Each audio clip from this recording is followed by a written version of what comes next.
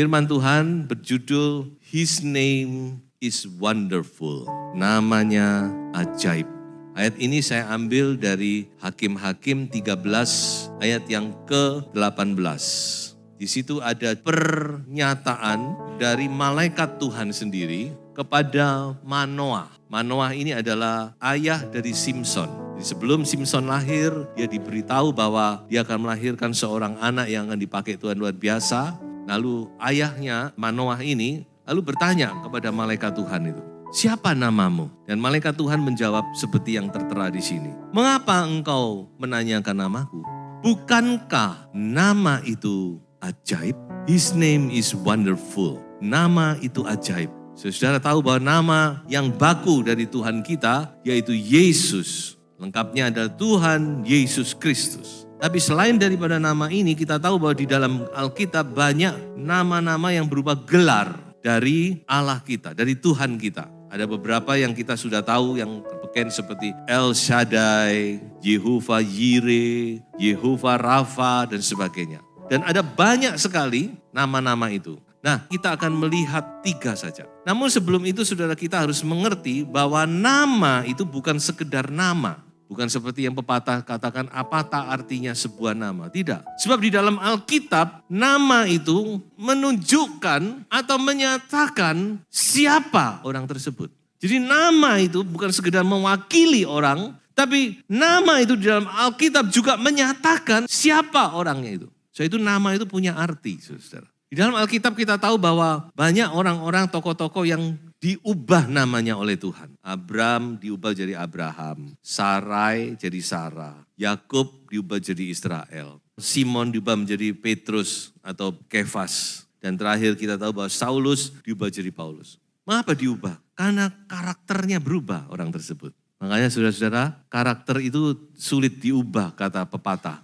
Ada pepatah Tionghoa berkata, Jiang san ikai pensing nani. Artinya itu gunung itu bisa berubah, bisa pindah tempat. Tapi pensing, karakter itu sulit. Tapi itu pepatah. Tapi saya percaya bagi Tuhan tidak ada yang mustahil. Amin. Haleluya.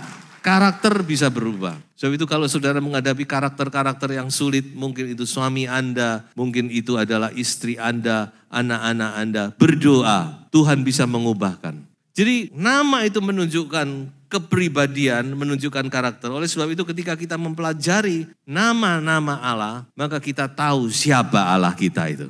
Allah yang kita sembah itu Allah yang bagaimana. Nah, saya akan melihat 3 nama Allah. Yang pertama di dalam Mika pasal 2 ayat yang ke-13. Coba kita baca ayat ini. Penerobos akan maju di depan mereka. Mereka akan menerobos dan berjalan melewati pintu gerbang dan akan keluar dari situ. Raja mereka akan berjalan terus di depan mereka. Tuhan sendiri di kepala barisan mereka. Jadi saudara-saudara, ayat ini mengatakan bahwa Allah yang kita sembah itu adalah Allah yang membuat terobosan dalam hidup kita. Breakthrough. Terobosan itu sesuatu yang baru, inovasi-inovasi yang baru, yang tidak pernah kita pikirkan, yang bisa menyelesaikan masalah kita dan sebagainya. Dan mungkin saudara juga membutuhkan terobosan-terobosan dalam hidup Anda, dalam bisnis Anda, dalam ekonomi Anda. Teristimewa dalam kerohanian kita. Jadi kalau bicara terobosan jangan hanya dikaitkan dengan hal-hal jasmani. Justru terobosan dalam hal rohani itu sangat penting. Apakah ada terobosan dalam kerohanian kita ini? Tahun demi tahun, tahun demi tahun. Itu perlu kita pertanyakan.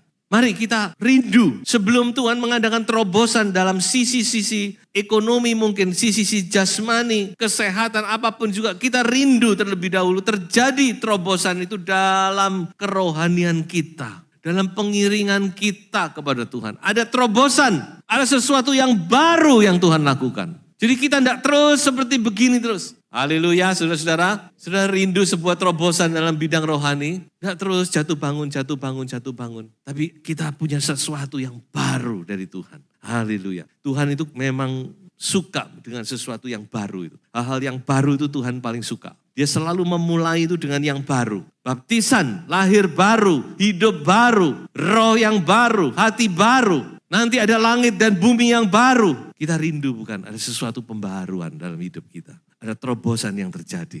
Dan Tuhan itulah yang bisa melakukan itu. Dia akan menerobos segala penghalang, rintangan, segala sesuatu, terobos. Saya diingatkan dengan sebuah terobosan yang terjadi dalam Alkitab yang saya rasa luar biasa adalah pada zaman Nehemia. Nehemia itu penerobos. Mengapa saya katakan demikian? Nehemia itu membangun tembok kota Yerusalem. Dan saudara tahu tembok kota Yerusalem itu sejak dihancurkan oleh Babel sampai Nehemia membangun itu kurang lebih terbengkalai 1 abad, 100 tahun. Tidak ada orang yang mikir oh ya apa ya tembok ini dibangun supaya kita ini tidak disepelekan oleh musuh, supaya kita enggak direndahkan, supaya kita ini aman. So, kalau tembok kota atau benteng waktu itu sangat penting. Kalau sekarang memang kita enggak perlu benteng. Tapi zaman itu saudara kalau kota enggak ada bentengnya itu seperti rumah enggak pakai pagar. Rumah enggak pakai pagar aja kita enggak enak bukan? Tapi 100 tahun, 1 abad penuh tidak ada orang yang punya beban, yang mau rindu. Mungkin kalau ada pun dia berpikir mana bisa aku melakukan ini. Sampai seorang yang bernama Nehemia Tuhan pakai untuk membuat terobosan. Dan dia berhasil membangun tembok itu dalam waktu berapa hari saudara tahu? 53 hari. Jadi terobosan itu sulit tapi juga gampang. Tergantung kita. Bayangkan. Yang 1 abad tidak diotek-otek. Tidak ada yang mampu, yang punya beban, yang mau memperhatikan pekerjaan Tuhan ini. Tapi dalam waktu 53 hari, tentu karena gotong royong banyak orang. Kalau saya baca dari Nehemia, banyak kelompok. Minimal kurang lebih 30 kelompok. Membangun bersama-sama. Dan dalam waktu 53 hari, tembok itu terbangun untuk kemuliaan Tuhan. Jadi saudara-saudara percayalah, kalau kita mau bersama Tuhan, terobosan itu bisa terjadi. Amin. Kuncinya ayat ini berkata, izinkan Tuhan berjalan di depan kita. Raja mereka di depan mereka. Tuhan mereka di kepala barisan. Kalau kita izinkan, yang menerobos bukan kita, tapi Tuhan yang membuat terobosan. Amin. Saudara, dia adalah Yehova Peres. Artinya Yehova Allah Tuhan yang membuat terobosan-terobosan dalam hidup kita. Yang kedua, saya kutip dari Keluaran pasal 15 ayat yang ke-11. Siapakah yang seperti engkau di antara para Allah ya Tuhan? Siapakah seperti engkau? Mulia karena kekudusanmu, menakutkan karena perbuatanmu yang masyhur. Engkau pembuat keajaiban, dalam bahasa Inggris supaya kata wonder working God. Allah yang mengerjakan keajaiban. Ayat yang kita baca ini adalah nyanyian Musa. Ketika mereka sudah dilepaskan dari Firaun. Ya, ketika mereka sudah menyeberang Laut Tebrau. Dan seluruh tentara Firaun mati binasa. Dan mereka selamat. Mereka bersukacita, mereka bersorak-sorai, mereka menyanyi. Memuji Tuhan luar biasa. Dan salah satu dia katakan, siapa yang seperti Tuhan? Siapa yang seperti engkau ya Tuhan? Engkau pembuat keajaiban. Haleluya. Dia adalah Tuhan yang melakukan keajaiban. Percaya saudara? Tidak pernah berubah. Tuhan kita itu tidak pernah berubah. Cuma kita sendiri kadang-kadang gak percaya. Masa iya? Masa bisa? Kita seringkali membatasi kuasa Tuhan itu dengan iman kita yang kecil ini. Itu yang membuat dikatakan mujizat itu tidak terjadi. Seperti Tuhan Yesus waktu di kotanya Nazaret. Dikatakan oleh firman Tuhan, Tuhan Yesus tidak banyak membuat mujizat di sana. Karena orang Nazaret, orang sekotanya sendiri, orang kampung halamannya tidak percaya. Mengapa tidak percaya? Karena mereka lihat Yesus tumbuh dari kecil, anaknya Yusuf tukang kayu. Terhalang. Ketika mata iman kita terhalang, ya mujizat tidak terjadi. Tapi saya percaya kalau kita yakin dan percaya kepada firman Tuhan, mujizat itu masih terjadi. Haleluya. Karena firman Tuhan berkata dia tidak berubah dahulu, sekarang, dan sampai selama-lamanya. Yesus masih tetap Yesus yang sama. Dia adalah Allah yang melakukan keajaiban. Haleluya. Mari kita alami itu. Saya percaya di tempat ini hadirat Tuhan ada. Dan Tuhan akan melakukan sesuatu yang besar bagi kita. Keajaiban, mujizat itu masih akan terjadi. Dan kita akan melihat dan harus terjadi. Karena ini adalah masanya di mana firman Tuhan akan digenapi. Gereja akan dibawa, akan dipulihkan kepada statusnya yang mulia. Tapi kita harus sepakat. Ayo kita sepakat dalam iman. Kita percaya kepada Tuhan. Percaya dan taat kepada Tuhan. Mujizat itu masih terjadi. Mujizat itu bagi anak Tuhan itu seharusnya kita alami setiap hari. Setiap hari kita harus alami mujizat. Coba kita baca satu ayat di sini, di dalam Matius 19 ayat 26. Saya akan beralih ke poin yang berikutnya, tapi saya akan baca ayat ini dulu. Matius 19 ayat 26, supaya kita benar-benar yakin. Karena yang mengatakan ini adalah Yesus sendiri. Kita pegang perkataan ini. Matius 19 ayat 26. Yesus memandang mereka dan berkata, bagi manusia hal ini tidak mungkin. Tetapi bagi Allah segala sesuatu mungkin. Haleluya. Saudara, mari kita sungguh-sungguh percaya. Saudara mungkin berpikir, tidak mungkin suami saya ini berubah. Atau sebaliknya suami berpikir, tidak mungkin istri saya berubah. Pegang ayat ini, amin. Bagi manusia tidak mungkin, bagi Allah mungkin. Haleluya. Segala sesuatu mungkin. Tidak ada yang tidak mungkin. Kalau kita selalu ngomong tidak mungkin, tidak mungkin, tidak mungkin, ya tidak mungkin. Tapi kalau kita pegang ayat ini, mungkin bagi Tuhan. Bagi Tuhan mungkin, bagi Tuhan mungkin. Pasti akan terjadi. Haleluya.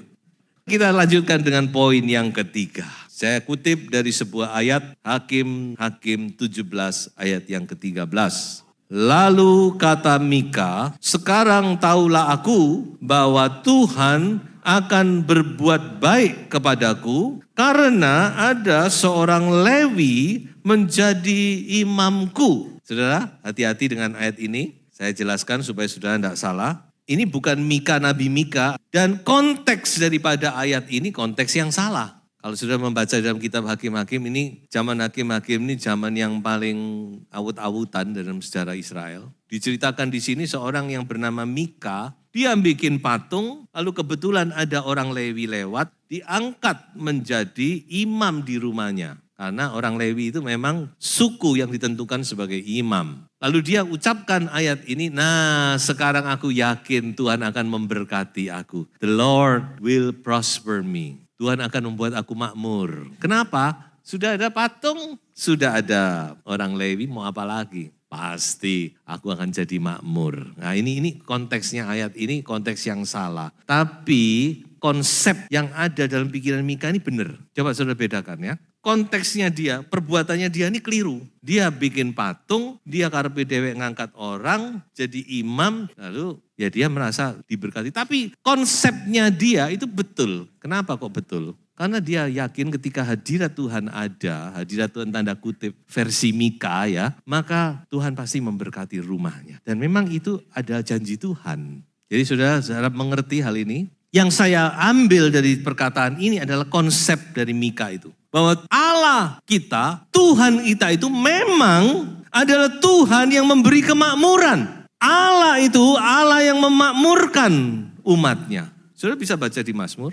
Allah bilang kalau kamu sungguh-sungguh mendengar suaraku, aku balikkan tangan musuhmu itu. Aku akan berkati kamu dengan gandum terbaik, dengan anggur terbaik. Jadi tetap Tuhan itu ketika hadirat Tuhan ada, Tuhan tidak pernah datang kepada kita dengan tangan kosong. Dia selalu membawa sesuatu berkat bagi umatnya. Jadi konsepnya ini gak salah. Hanya keliru, dia mempraktekkan itu keliru. Karena dia udah tinggalkan Tuhan Mika ini. Nah berbicara hal ini saudara-saudara, seringkali kita kebalikannya.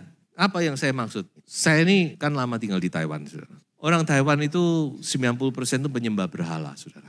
Dan mereka punya pemujaan di dalam rumah mereka. Sehingga jangan kaget kalau saudara lewat di dalam rumah-rumah, kalau rumah itu pas dari kaca, saudara akan lihat ada lampu merah di situ. Bagi kalau malam, itu tempat pemujaan mereka. Pendeta saya, Cemuse, seringkali ngomong gini, mereka ini Jia Sen Chen Pai. Apa artinya? Jia itu palsu, Sen itu Allah, Chen itu sungguh-sungguh, Pai itu menyembah. Jadi orang-orang penyembah berhala itu, Allahnya itu Allah yang tidak bisa berbuat apa-apa kata Alkitab. Tapi penyembahan mereka itu sungguh-sungguh. Lalu kata pendeta saya berkata, kita orang Kristen ini kebalikannya. Kita censen japai. Kita ini punya Allah yang sungguh-sungguh, yang hebat, yang berkuasa, yang hidup dan berkuasa. Tapi kita tidak sungguh-sungguh menyembah. Censen, Allah kita ini censen, cen-cen-desen. Allah yang sungguh. Tapi sayang, seringkali anak Tuhan itu japai. Painya itu cuma cuma sekedar ya supaya dilihat orang, supaya begini. Kita tidak sungguh-sungguh percaya dan menyembah dia. Mika ini kasusnya kayak orang Taiwan. Jasen Chen Pai. Tapi konsepnya itu yang saya mau ambil. Kalau kita punya Allah yang sungguh, yang hidup, yang berkuasa, mari kita menyembah Dia dengan sungguh-sungguh pula. Supaya benar-benar Tuhan nyatakan bahwa Dia adalah Allah yang bisa membuat saudara prosper. Sungguh-sungguh makmur. Makmur itu bukan bicara soal jasmani, bukan bicara soal ekonomi, keuangan saja, tapi juga makmur dalam damai sejahtera, dalam sukacita menikmati kebahagiaan di dunia walaupun cuma sebentar. Tapi saudara benar-benar puas hatimu, melewati hidup ini saudara. Mari, karena inilah Tuhan kita, God that prosper.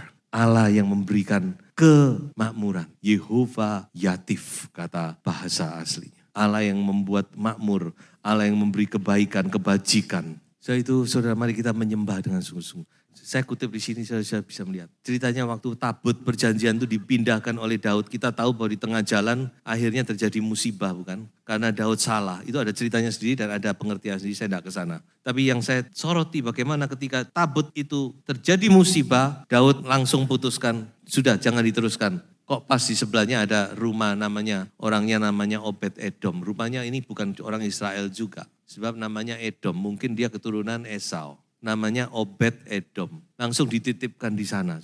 Dan Obed Edom ini saya tidak tahu karena firman Tuhan tidak bicara banyak. Tapi tentu dia kaget. Loh, benda yang sakral kayak gini kok titipkan di tempatku. Tapi dia tidak bisa ngomong yang menitipkan raja. Tapi dia berupaya sedemikian rupa, pastinya dia melayakkan dirinya, dia menguduskan dirinya, dia melayani sebisa-bisanya. Walaupun dia mungkin tidak terlalu banyak mengerti tentang firman Tuhan. Dia berusaha sedemikian rupa bagaimana menghormati keberadaan tabut ini. Dan firman Tuhan berkata bahwa Tuhan memberkati Obed-Edom dan seisi rumahnya. Ketika dia sungguh-sungguh menghormati Tuhan, dikatakan Tuhan juga berkati orang ini. Apalagi anak-anaknya, saudara dan saya. Amin. Kalau kita sungguh-sungguh tinggikan Tuhan dalam rumah tangga kita. Taruh Tuhan di tempat yang teratas. Di dalam nama Yesus, saya yakin berkat itu akan melimpah dalam rumah tangga saudara. Saudara akan alami keajaiban Tuhan. Saudara akan alami terobosan dari Tuhan. Karena Tuhan yang kita sembah, Tuhan yang tidak pernah berubah. Firman Tuhan berkata, bayangannya pun tidak bergeser. Mari kita sungguh-sungguh saudara. Saya akhiri dengan sebuah ayat. Ibrani 11 ayat yang ke-6. Tetapi tanpa iman tidak mungkin orang berkenan kepada Allah. Sebab barang siapa berpaling kepada Allah, ia harus percaya bahwa Allah ada dan bahwa Allah memberi upah kepada orang yang sungguh-sungguh mencari Dia. Tuhan Yesus memberkati kita.